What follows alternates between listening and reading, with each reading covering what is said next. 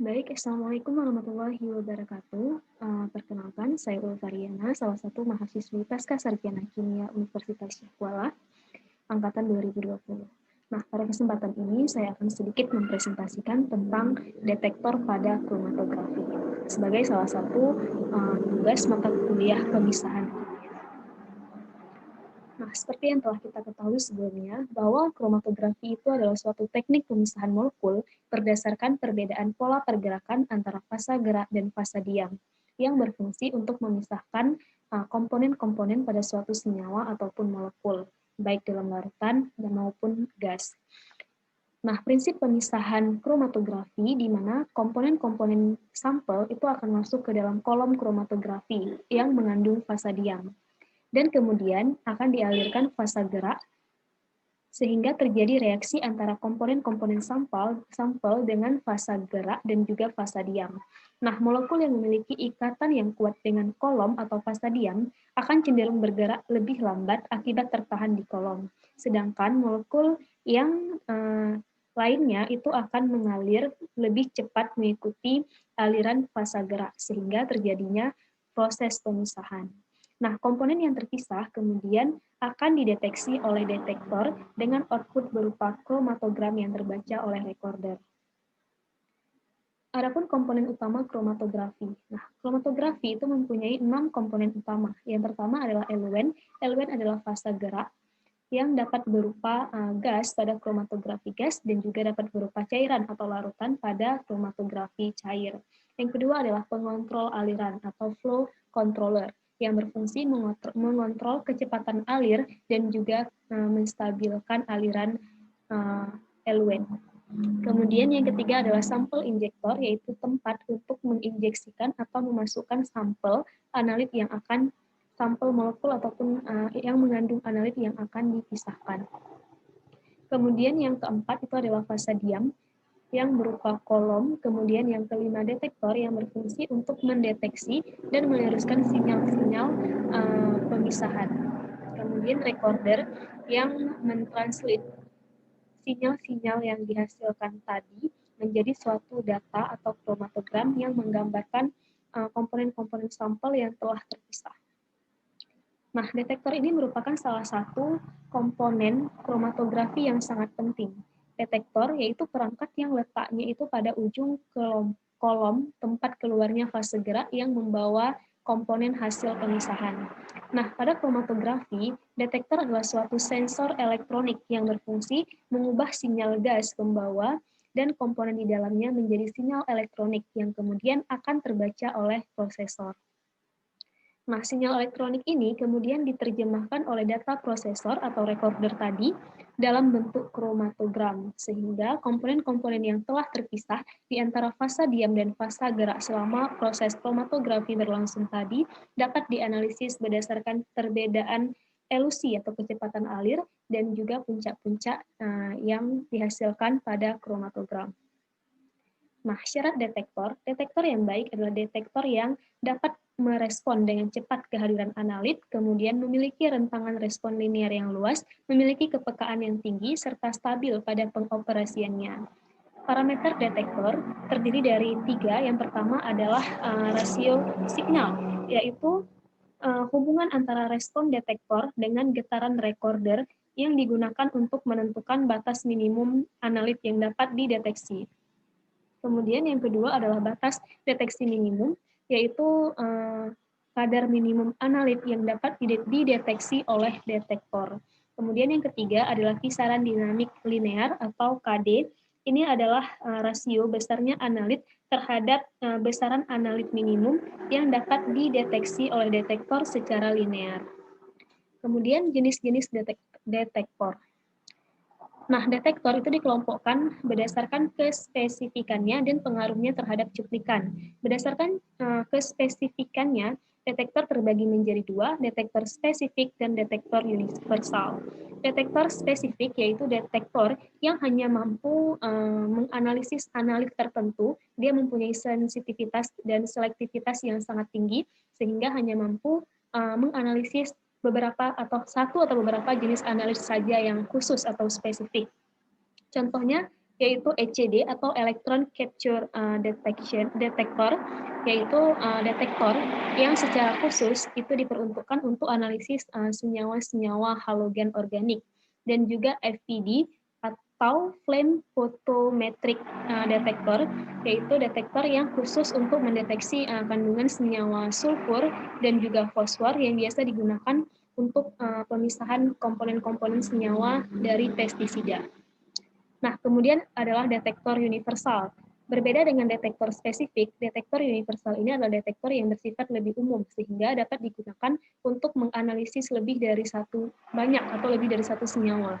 Contohnya adalah FID, Flame Ionization Detector, yang untuk pengukuran atau pemisahan senyawa-senyawa organik yang memiliki ikatan C dan H.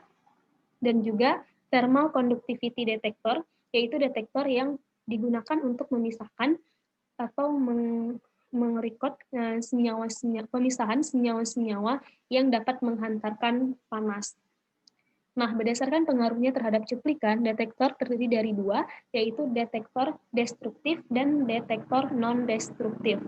Detektor destruktif yaitu detektor yang dapat merusak sampel, sehingga ketika sampel dianalisis menggunakan detektor ini, itu sampelnya akan rusak sehingga hanya bisa satu kali pakai. Contohnya adalah FPD dan ACD. Sedangkan sebaliknya detektor non-destruktif yaitu detektor yang tidak merusak sampel, sehingga sampel yang telah dideteksi atau dianalisis itu dapat digunakan atau dipakai kembali. Nah, selanjutnya, jenis detektor berdasarkan cara kerjanya. Yang pertama adalah Flame Ionization Detector atau FID. Ini adalah detektor umum yang digunakan untuk mengukur komponen-komponen sampel dari senyawa organik yang memiliki gugus alkil, ikatan C dan H. Nah, prinsipnya sampel akan masuk ke FID, kemudian akan dibakar dalam nyala. Nah, kemudian dialirkan gas H2 dan juga udara sebagai eluen. Kemudian komponen-komponen sampel itu akan terionisasi menjadi ion-ion yang kemudian dikumpulkan oleh ion kolektor. Kemudian harus diperkuat sehingga ion-ion tadi dikonversi menjadi satuan tegangan. Semakin tinggi konsentrasi komponen, semakin banyak pula ion yang dihasilkan, sehingga responnya juga semakin besar. Adapun skema dari prinsip kerja dari FID ini dapat dilihat pada gambar berikut. Kemudian yang kedua, Thermal Conductivity Detector atau TCD, ini adalah juga merupakan detektor umum yang digunakan untuk memisahkan senyawa-senyawa yang memiliki daya hantar panas. Detektor ini berdasarkan panas yang dihantarkan dari benda yang suhunya tinggi ke benda yang suhunya lebih rendah. Mekanisme pemisahan ada dua sel, yaitu sel referensi dan sel sampel, seperti yang terlihat pada gambar. Nah, sel referensi ini hanya dilalui oleh gas pembawa atau eluen, sementara sel sampel itu dilalui oleh eluen dan juga komponen analit.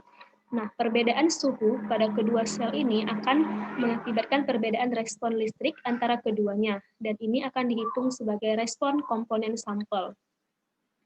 Yang ketiga adalah Electron Capture Detector atau ECD.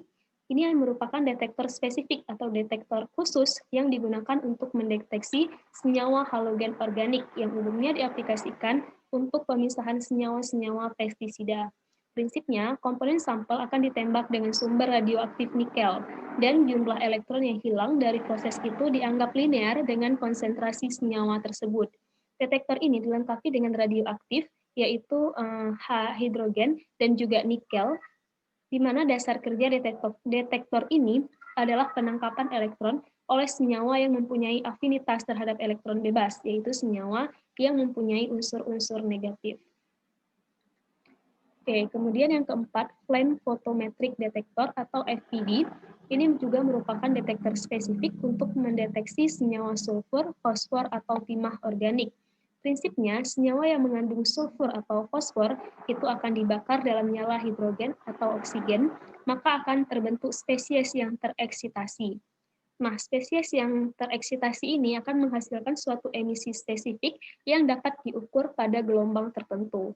Untuk komponen yang mengandung sulfur, akan diukur pada panjang gelombang 393 nanometer, sementara untuk komponen yang mengandung fosfor akan diukur pada panjang gelombang 526 nanometer. Selanjutnya, yang kelima adalah Flame Thermionic Detector atau FTD. Ini adalah detektor khusus untuk mendeteksi senyawa-senyawa yang mengandung nitrogen dan juga prinsipnya adalah pembakaran senyawa komponen kemudian direaksikan dengan garam rubidium dan respon listrik yang dihasilkan akan diperkuat dan dikonversi menjadi satuan tegangan. Detektor ini sangat selektif terhadap nitrogen dan fosfor karena adanya elemen aktif di atas aliran kapiler yang terbakar oleh plasma pada suhu 1600 derajat Celcius. Elemen dapat berupa logam kalium, rubidium, dan atau cesium. Selanjutnya adalah mass spectrophotometer. Mass yaitu detektor khusus yang dapat digunakan baik untuk analisis kualitatif maupun kuantitatif. Umumnya MS ini atau detektor MS ini digunakan untuk pemisahan senyawa-senyawa organik.